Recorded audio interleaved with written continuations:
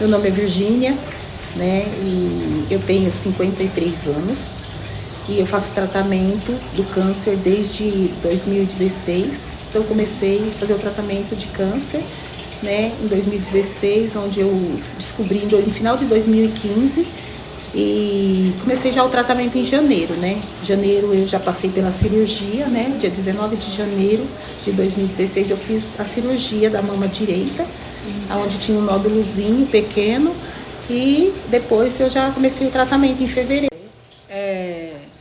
Elaine, meu nome é Elaine, 60 anos. Estou com 60 anos já. Me apresentasse? Bom, eu sou Beatriz, sou presidente e fundadora da Associação Rosa Mulher. Passei por um câncer de mama há quase 24 anos atrás, né? Eu tinha 38 anos, naquela época não se ouvia falar em câncer de mama. Essas campanhas que tem hoje do Outubro Rosa só chegou no Brasil em 2002, né? Foi onde começou o movimento. Então eu gosto de ser livre, mas tá difícil agora para mim, porque marido não quer sair da minha casa, ex-marido não quer sair da minha casa, né? Infelizmente não posso arrumar outro emprego por conta de tudo isso, porque não adianta tentar. Não consigo nada de INSS. E o meu distraimento é o rosa. Fazer essas perucas para mim é meu coração. Eu amo cada uma delas, eu faço diferente. Nenhuma das que eu fiz é igual a outra. Nenhuma. Cada uma é diferente da outra. Todas elas. Pode ser do mesmo tom de cabelo, mas não é igual. É muito gostoso a gente fazer. Eu sou uma pessoa feliz, eu gosto de viver, eu quero viver, né? Eu quero viver, eu tenho, depois de todo esse tratamento, eu tenho 2 netas maravilhosas que Deus me deu, 2 netinhas, né? Então, assim, eu tinha muito medo de morrer quando eu descobri o primeiro câncer. Eu sempre fui acho que mais autoritária em casa. Tanto é que meus filhos falaram assim, não, se tiver que pedir alguma coisa, pede para a mãe. O pai não manda nada.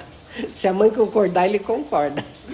É igual no meu caso mesmo. Então eu acredito, eu falo assim que às vezes eu me acho até chata, né? Porque eu falo assim, gente, não posso ser assim. Mas quando eu vejo, eu já fiz, né?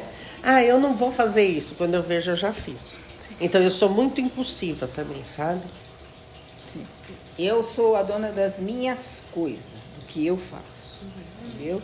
Eu limpo o meu, eu lavo o meu, eu cozinho o meu. É isso.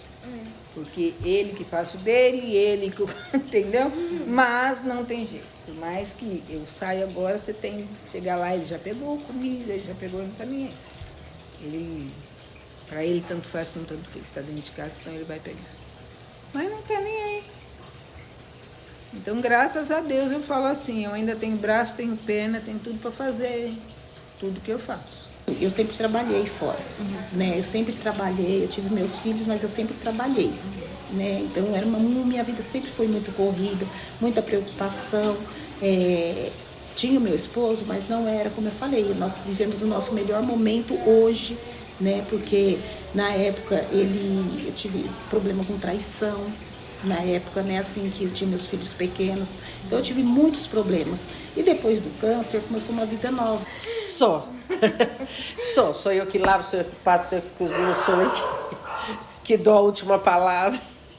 Querendo ou não, às vezes eu acho chato isso, mas meu maridão, eu falo que eu não tenho um marido, eu tenho um maridão, né, que graças a Deus sempre me acompanha em tudo, sempre me ajuda em tudo. E assim eu toco minha vida. Os outros falam assim, nossa, mas você faz tudo isso e não tem uma empregada? Eu falei, não. Não tenho diarista, não tenho empregada, não tenho cozinheira, sou eu que lavo, sou eu que cuido dos cachorros, sou eu que faço comida. Quando eu tô boa eu faço, quando eu não tô boa eu largo, né? Já foi a época que eu me matava por casa, não me mato mais, né? Hoje eu faço o que me faz bem, o que me deixa feliz. E o Rosa Mulher me deixa feliz. Nossa, eu trabalhava na creche e eu gostava muito, porque assim, era Era uma equipe, éramos 4, né? E cozinha, eu gosto muito de cozinha. Então, a gente, além de sermos 4, nós éramos 4 que nos dávamos bem. Hoje, assim, a dinâmica na minha casa é bem tranquila, porque hoje na minha casa só estou eu e meu esposo, né? Meus filhos casaram, como eu disse, tenho 2 netinhas, né? Então, assim, a gente, um ajuda o outro. Então, ele me ajuda muito, até no casamento melhorou muito. Enquanto muitas perdem o marido, o meu me aproximou mais. Então, assim, a gente tem uma convivência muito boa. Eu falo para ele que hoje nós vivemos os nossos melhores momentos, porque hoje a gente dá mais valor no casamento, a gente conversa mais, a gente tem diálogo. Tudo que a gente vai fazer, a gente faz juntos, um cuidando do outro. Juntos nós cuidamos da minha mãe, né, por causa da idade, cuido da minha sogra e do meu sogro. Então, hoje nós somos mais unidos, né, eu e ele. Hoje a gente tem uma vida muito melhor. Hoje nós estamos vivendo o melhor momento da nossa vida. Então, para mim, isso basta. Meus filhos casaram, cada um seguiu o seu rumo. Um mora na Barra Funda, outro mora em Guarulhos. Meu marido se aposentou, hoje faz bico, trabalha. Bico não, né? Ele não é registrado nem nada, mas ele já trabalha há 7, 8 anos numa marcenaria como ajudante, ajuda a ganhar os troquinhos, ocupa a mente, não fica em casa desocupado, então isso faz muito bem, né? E eu não consegui me aposentar, porque eu tinha parado de trabalhar, né? Hoje eu pago aposentadoria, quem sabe eu dou sorte de um dia eu poder me aposentar. Se eu não puder também, não estou preocupada com isso, que nem eu falo, que desde a dificuldade financeira que nós passamos fome, né? Eu, meu marido, com 2 crianças pequenas, então hoje eu vivo nas nuvens, eu não tenho que me queixar, não. Meu pai eu perdi muito nova, né? Eu tinha 18 anos quando eu perdi meu pai. Então, assim, a minha mãe, ela sempre foi uma pessoa muito independente. Hoje, por conta da idade, depois da pandemia, ela ficou muito debilitada. Então, hoje ela precisa da minha ajuda, mas antes não. Então, foi de 2022, 2020 para cá que eu comecei a ajudá-la mais, né? Porque ela ficou mais debilitada. Mas meu sogro e minha sogra também. A gente não tinha esse compromisso. Esse compromisso vem de alguns anos, uns 4 anos para cá, que a gente tem mais responsabilidade com eles, né? Então, foi depois do câncer que eu passei a cuidar da minha mãe, com mais frequência, né? E isso me dá força, porque eu sou a única que cuido dela. Então, assim, às vezes eu não posso, eu acabo não deixando me abater por conta que eu sei que eu tenho alguém para cuidar, né? Isso me fortalece cada dia mais. Quando eu passei pelo processo, meu marido me ajudava muito em casa, né? Eu tinha minha cunhada que morava no mesmo quintal, então ela que fazia a comida, cuidou muito bem de mim, né? A minha irmã, ela vinha dia sim, dia não e limpava a casa para mim. Então eu me deixei realmente ser cuidada. Mesmo na época de eu fazer, quando eu fui fazer quimioterapia, eu fui sozinha. Eu era lá na Brigadeiro, o Pérola, né? Como eu não sabia como era, né? O que eu poderia sentir, até então a gente estava bem, né? Eu falei para ele, vai comigo, né? Porque eu não sei como é que eu posso voltar, né? Não sei como é que vai ser. Aí ele, mesmo assim, ele estava gripado. Homem gripado. Homem gripado. Aí, não, eu vou. Fomos. Quando eu fiz quimioterapia, saí da quimioterapia, o braço da gente fica assim, um gelo, que é um gelo assim, um gelo, me parece que está pegando uma pedra de gelo. E eu segurando meu braço que estava gelado, e eu voltando para casa, né? Quando eu olho para trás, ele está... Falei, não acredito. Então, antes do câncer, eu fazia praticamente tudo sozinha. Ele não se preocupava muito em me ajudar, né? Porém, hoje está bem tranquilo. É bem dividido. Ele não gosta nem que eu faça. O que ele pode fazer, ele faz, né? Então, assim, se ele puder cuidar, é que assim, como nós temos os nossos pais para cuidar, então a gente acaba dividindo mais. Mas, assim, não é nada que a gente fica sobrecarregado demais na nossa casa, porque na nossa casa é tranquilo, como é só nós dois, então é bem controlado, tudo é bem limpinho, tudo bem organizado. O nosso problema maior é cuidar dos nossos pais que precisam hoje em dia, né? Então a gente acaba se sobrecarregando um pouquinho mais por conta disso. Mas na minha casa é bem tranquilo e eu tenho muito apoio dele, até no sentido dos afazeres da casa, né? Mas eu passava por dificuldades financeiras na época que eu fiz o tratamento. E eu fazia o tratamento no hospital, o antigo Hospital da Mulher, o Pérola Baito, né? E então eu precisava pegar ônibus e metrô para ir até o hospital. A radioterapia eu fiz lá na estação Ana Rosa do metrô. Então era muito mais distante. E por incrível que pareça, a minha radioterapia estava marcada ao meio-dia. Então eu dependia de alimentação e de transporte, né, para poder fazer o tratamento. E naquela época, eu e minha família, a gente passava por necessidades financeiras, porque meu marido ficou desempregado 2 anos. Então as dívidas se acumularam, tudo. Então eu necessitava do transporte para mim poder fazer o tratamento. O tratamento eu tinha de graça. O transporte eu também tinha, porém nesse período que eu fazia o tratamento, o governo tirou. Eles alegaram que aquele transporte ele era pro doente, pro paciente, não só o câncer, mas outras patologias também perderam o direito. Eu me vi prejudicada, procurei então a Defensoria Pública e lá eu consegui meu transporte de volta. Em questão de uma semana eu já estava com a minha carteirinha, voltei a fazer meu tratamento e eu achei que foi muito fácil. Como eu fazia tratamento no hospital público, eu via a necessidade, não só minha, mas de outras mulheres. Então eu falei para o advogado da Defensoria, devolve para todo mundo, porque todas nós precisamos desse transporte. Aí foi onde ele falou para mim que não, que eu precisaria ter um movimento coletivo, fazer alguma coisa maior, porque ali era Defensoria Pública e eles poderiam lutar por mim, por um direito meu. Então que eu procurasse uma associação, uma instituição, né? Ou eu fizesse um abaixo-assinado. Eu comecei pelo mais difícil, pelo abaixo-assinado. E eu sozinha fui batendo de porta em hospitais. Na época eu consegui 2.800 assinaturas, né? Levei para o Ministério, levei para um político. O político sumiu com o meu trabalho. Aí eu me vi perdida. Falei, o que eu faço? Então foi quando eu descobri que tinha em Santo André uma associação.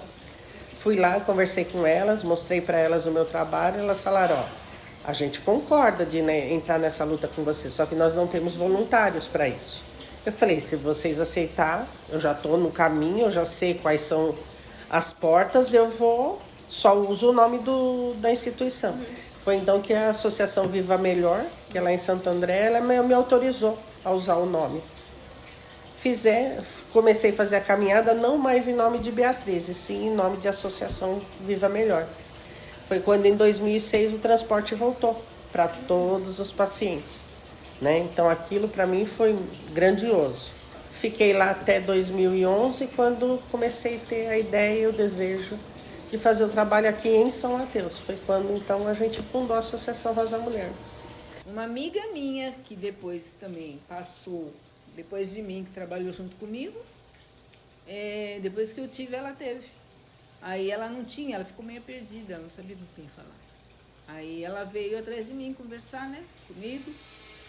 A gente conversou muito e tal, tanto é que a gente mora perto, né, mora na mesma rua. Aí ela que achou Rosa Mulher. Como ela achou Rosa Mulher, ela falou assim, Elaine, eu achei um lugar que ajuda mulheres, que a gente pega peruca. Falei, não tem aqui em São Mateus. Eu falei, aonde é isso? Ela aqui em São Mateus. Eu falei, não tem. Ela tem.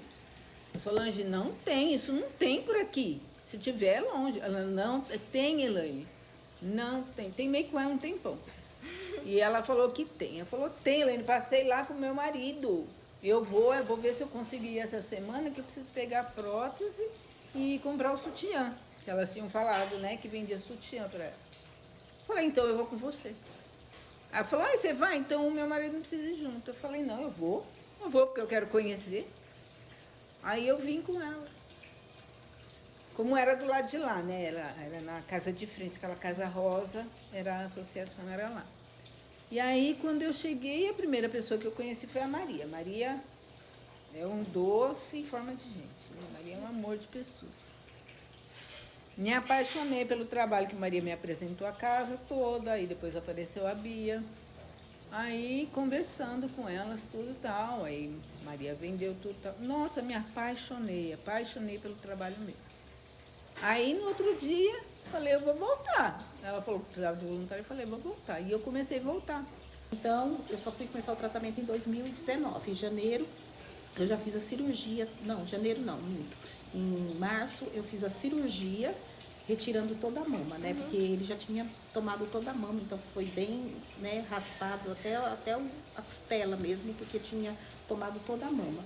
E aí eu não precisei. Fiz mais 6 sessões de quimioterapia, né? Durante esse ano de 2019, fiz mais 6 sessões de quimioterapia e continuei também com a medicação, só que eles trocaram. Então, eu comecei a tomar um comprimido anastrozol, né? O anastrozol, onde eu fiquei também mais 3 anos tomando anastrozol, fazendo acompanhamento, tudo bem de perto, né? E aí foi quando, em 2020, como eles tiraram a mama, eu fiquei com a outra mama muito grande, eu tinha mama muito grande.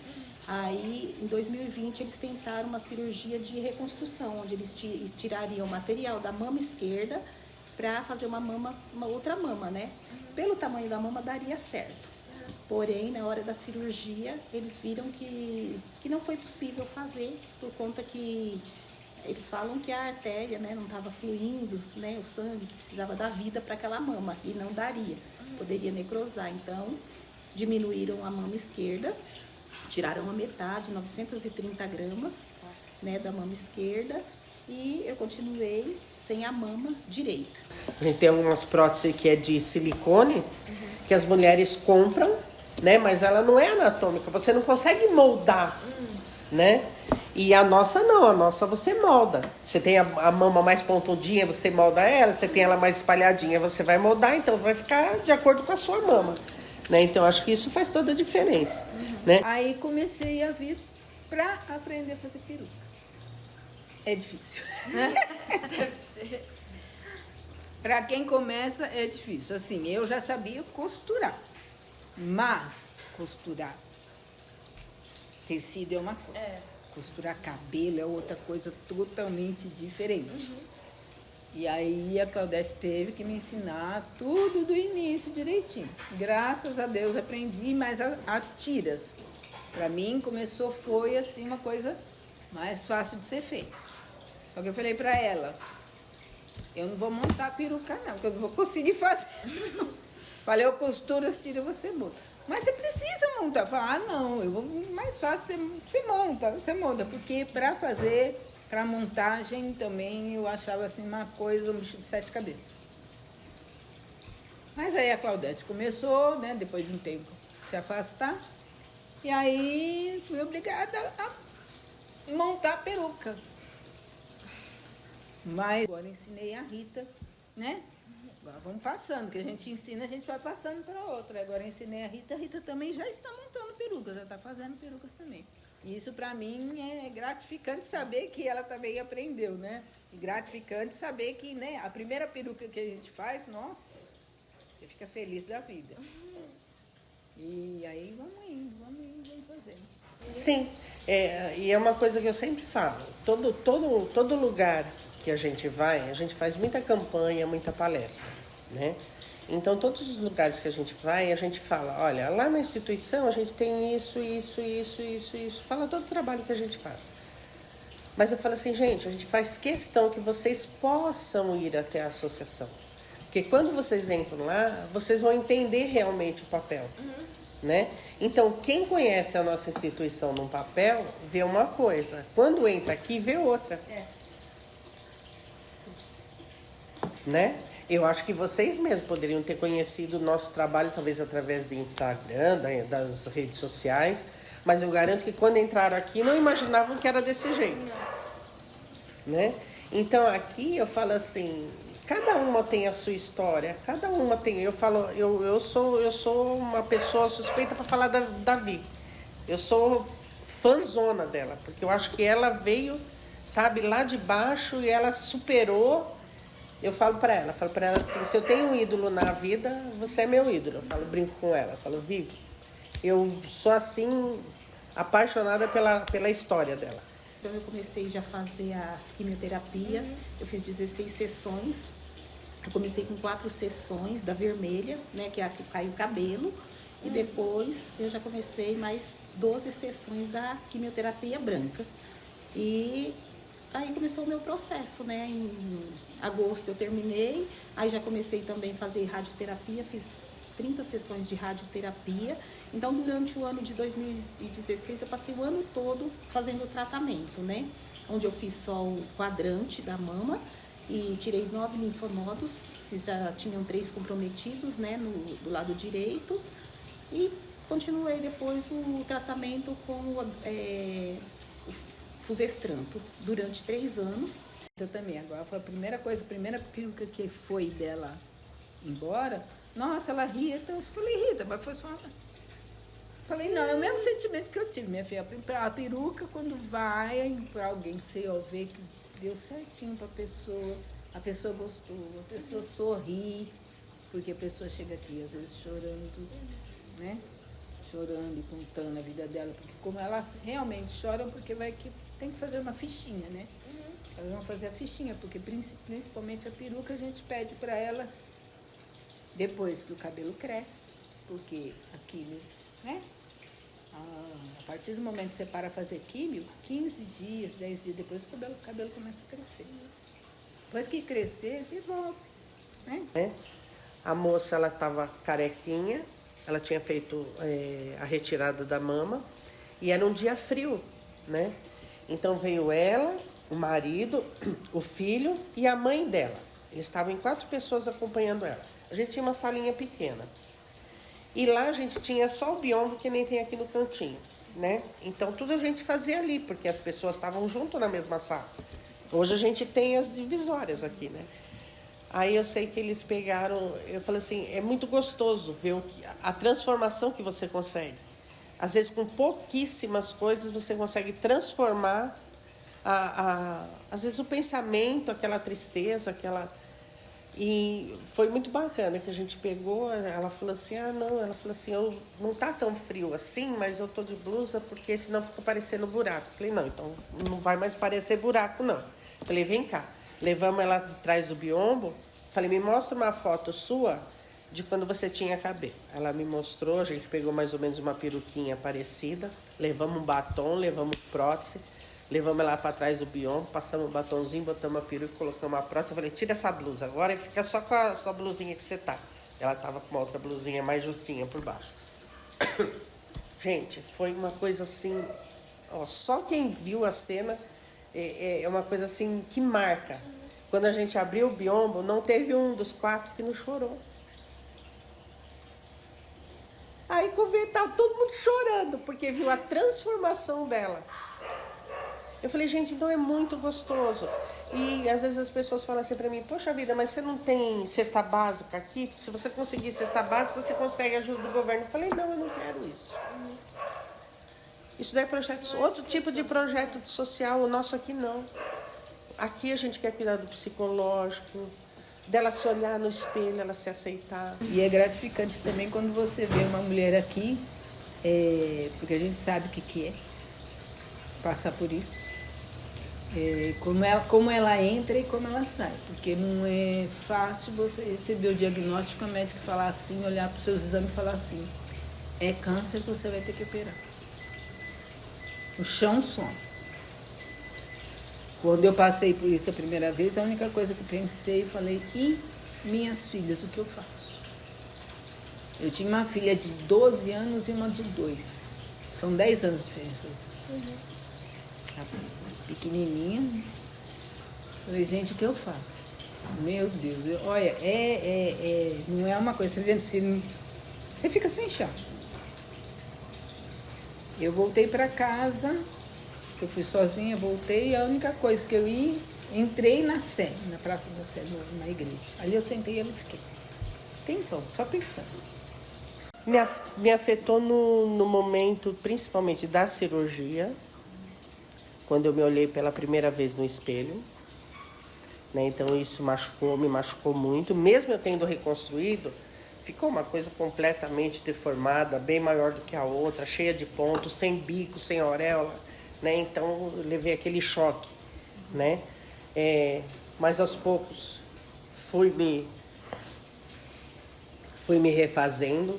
Agora, dentro desse período, a autoestima, pior do que a cirurgia foi quando meu cabelo caiu.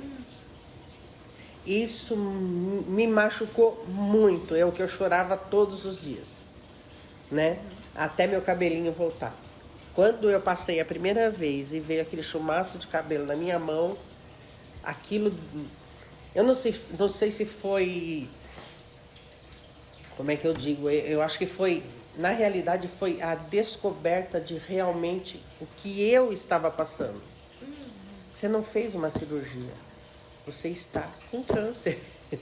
Eu acho que era o que faltava para mim tomar consciência do que eu estava passando, né? Aí eu comecei a pensar nos meus filhos, então mexeu muito. Mexeu com a autoestima, mexeu com o cuidado de mãe, né? Então mexeu com essa parte, mexeu a parte do cabelo. Então, no começo abalou muito, porque assim, quando a médica falou assim, você está com câncer, eu não chorei, mas quando ela falou, você vai ficar careca, né? Então eu tinha um cabelo longo, eu tinha um cabelo muito bonito, eu cuidava, eu era muito vaidosa, né? Então assim, eu falo que o câncer tratou até a minha vaidade um pouco. Não que eu não gosto de me arrumar hoje, mas isso não me afeta tanto, porque no começo eu fiquei careca, eu sofri muito, né? Então assim, eu não sei, cada pessoa tem uma reação, mas eu fiquei com o rosto muito inchado, então caiu os cílios, sobrancelha, eu fiquei sem nada. E aquilo eu chorava muito, eu ficava muito triste por conta de me olhar no espelho e me achar feia, sabe? Então assim, isso me fez muito mal no começo. Porém, quando eu tive a recidiva em 2019, que eu também fiquei careca, já não mexeu muito com a minha autoestima, eu já estava mais tranquila, porque eu vi que o cabelinho voltou. A mulher tem uma autoestima muito grande com o cabelo. Você fica sem, você fica pelado. E queira ou não, você não gosta de mostrar sua careca para os outros. Eu fiz assim, passei a mão aqui, um buraco. Gente, como dói. Como dói. Mas aí eu chorei. Fui para baixo do chuveiro, tomei um banho. Não sabia se eu estava tomando banho, se as lágrimas que estavam descendo, sabe? Olhando aquele ralo, aquele cabelo caindo. Gente, é muito difícil. É um momento, assim, muito difícil. Porque é realmente a autoestima da gente, sabe? Nossa Senhora. Primeira coisa que eu fiz, amarrei o lenço na cabeça, fui pro Tatuapé. Minha cunhada é cabeleireira. Fui lá e falei pra ela, Marga, pelo amor de Deus, raspa. Eu não aguento passar a mão e ver meu cabelo na minha mão. Chorei raspando, mas doeu menos do que eu passar a mão e o cabelo vir tudo na minha mão. Aí raspei e vim de lá já carequinha. À noite, quando meu povo chegou em casa, eu já tava... Aí eu amarrava o lenço e ia dormir, vergonha dos meus filhos. Não tinha vergonha de andar pelada, mas tinha vergonha. Sabe? Então antes eu me preocupava muito com o corpo, eu queria estar magrinha, Hoje já quero estar bem, mas o importante é eu estar bem. Não é a aparência, entendeu? Então hoje eu sei lidar bem com essa situação. Então o câncer me tratou também, nesse sentido. Me tornei uma pessoa bem melhor. Relação com o marido muda muito, porque a mulher que passa por um problema desse, ela fica sem lubrificação. Então você tem que aprender a recomeçar um novo relacionamento com o seu parceiro. Então precisa de muita conversa e isso acaba mexendo com a autoestima da mulher, acaba mexendo com o ego do marido, né? O ego do seu parceiro, né? Mas graças a Deus eu tive um marido assim muito parceiro e muito compreensivo, muito pai, muito amigão, né? E a gente conseguiu levar, né? Mas é o mínimo, né? A maioria quer procurar o seu lugar. E graças a Deus a gente tem... nós aqui somos, todas nós praticamente aqui, somos exemplo para todas elas que entram aqui. Que eu saquei, acho que são duas. É a Rita e a Salu que toma conta das plantas que nunca tiveram. O restante todas nós tivemos câncer de mama. Então, todas nós já sabemos o que é passar por isso. Tá certo que cada uma é de um jeito. Cada uma tem um tratamento. Umas têm um tratamento muito mais forte, outras mais tranquilo, outras passam por não sei quantas mil químio, outras passam por, vamos dizer, igual eu, que passei por 8, né? E assim vai, minha filha. Então a gente tem que botar a cara para bater e fazer. Então, cada uma que chega aqui, eu tenho liberdade para falar. Eu tenho experiência vivida. Né? Então, eu brinco com elas assim, eu falo assim, eu não tenho um diploma de doutorado, mas eu garanto que eu entendo muito mais do que muitos doutores por aí. Porque eu senti tudo isso na vida. Foi a vida que me ensinou. Né? Então, acho que é isso aí. O primeiro, para mim, foi assim, muito difícil. Mas depois como eu gosto muito de viver, eu quero viver, então assim, mesmo que eu descobri, como eu descobri os outros dois, eu tive uma força, que eu não sei de onde vem essa força, a gente não sabe explicar. Eu creio que vem de Deus, essa fortaleza, para a gente poder, né, continuar lutando. Porque se você quer viver, você tem que lutar, a gente sabe. Mas assim, eu acabei sendo uma pessoa mais forte, uma pessoa tem mais vontade de viver, porque aí eu passei perto, eu falo que eu passei bem perto da morte. Então assim, eu quero viver e eu luto a cada dia. Então assim, eu não deixo nada me abater, eu sou feliz e não é uma coisa que eu quero mostrar para os outros, eu sou feliz mesmo, isso vem de dentro, né?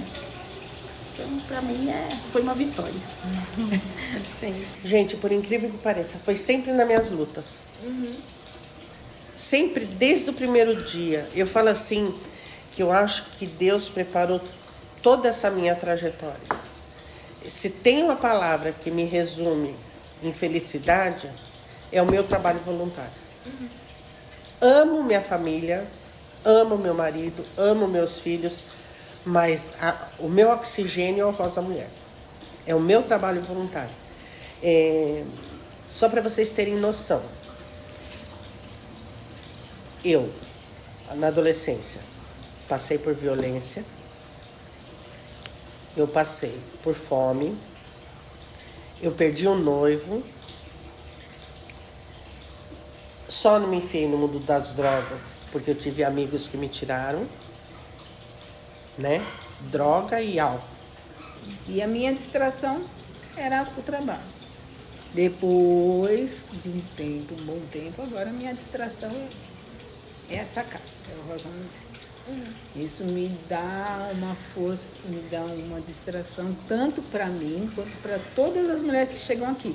Porque a partir do momento que elas veem que tem aqui um monte, e que está tudo aqui, viva, ajudando outras, brincando, fazendo, aí elas acham que elas também têm a chance. Lógico que tem, todos nós temos.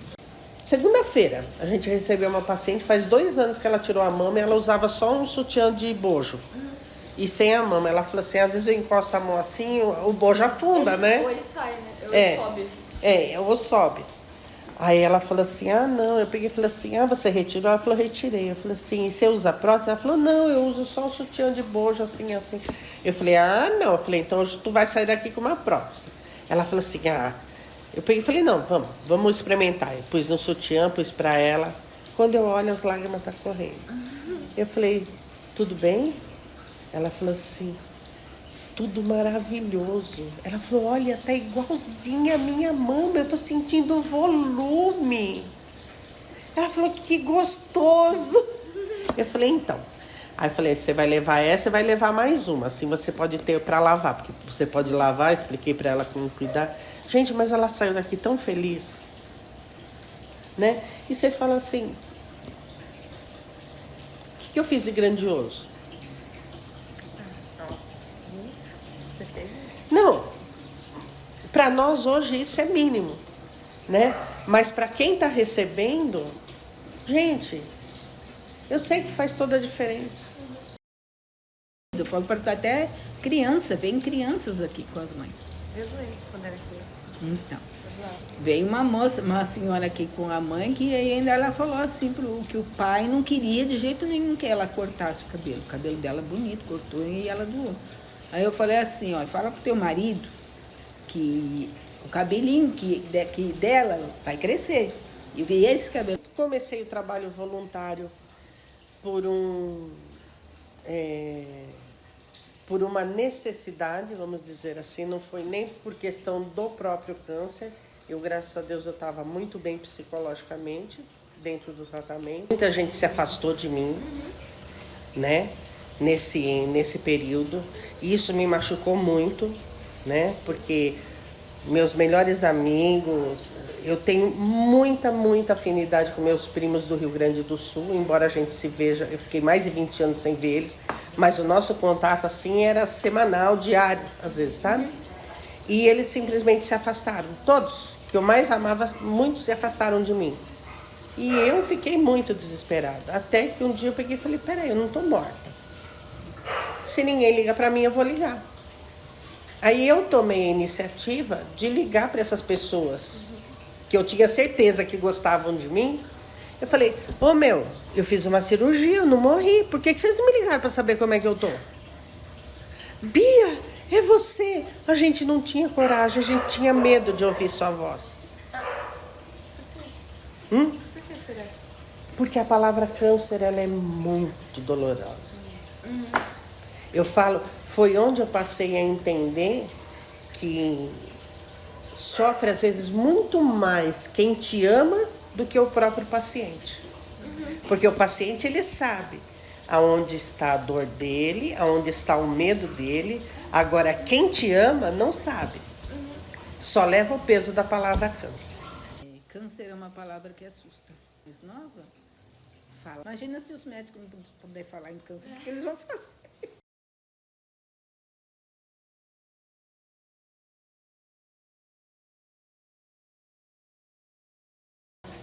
Eu pego muitos casos de mulheres que vêm aqui e falam assim, o médico, eu fiz a retirada da mama, o médico falou que eu tenho que fazer a reconstrução. Eu falo para ela, não, você não tem que fazer a reconstrução. Eu falei, conversa com você mesmo, vai na frente do espelho, arranca sua roupa, fica nua na frente do espelho e se olha. Você consegue se aceitar sem a mama? Ninguém tem nada a ver com isso, é a sua vida. Ah, Bia, eu não consigo me olhar sem a mama. Então vá atrás da cirurgia, você tem esse direito. Não, ela não me incomoda. Então manda o médico às favas, minha filha. Quem gosta de você é você. Ninguém tem que decidir nada por você. Eu aprendi a mexer na internet, eu voltei para os stories. Tudo aquilo ali, sabe? Eu esqueci, deixei a doença para trás e fui em busca de lutas. E aquilo ali só me fez bem, não me fez mal. Porque eu acho que se eu não tivesse ido atrás dessas conquistas, talvez eu tivesse, como muitas que a gente tem aqui até hoje, que vivem o câncer, já estão curadas, já acabaram o tratamento há mais de 10, 15 anos. Mas vem buscar, por exemplo, uma prótese, ainda está vivendo a doença. Fala, mulher, pelo amor de Deus, você já venceu. Não, mas eu não tenho, não. Tudo bem, você não tem a mama, existem leis, se você quiser a gente te ajuda. Não, a falta da mama não me incomoda. Eu falei, então o que está te incomodando? É porque o câncer. Eu falei, o câncer já foi, ficou lá atrás. Toca a tua vida, deixa essa palavra de lado. Você foi uma paciente oncológica, hoje você não é mais. Obrigada pelo carinho de vocês também. Por se abrir pra gente. Isso pra gente é gratificante. E é emocionante quando você lembra tudo que você passou e hoje você está aqui vivendo 3 cânceres, não é fácil de passar, né? Eu me emociono assim, mas de alegria, porque eu pensei que eu fosse morrer no primeiro. E eu estou aqui hoje podendo falar. Eu passei por tudo isso, estou viva e estou bem, né? Isso é motivo de alegria.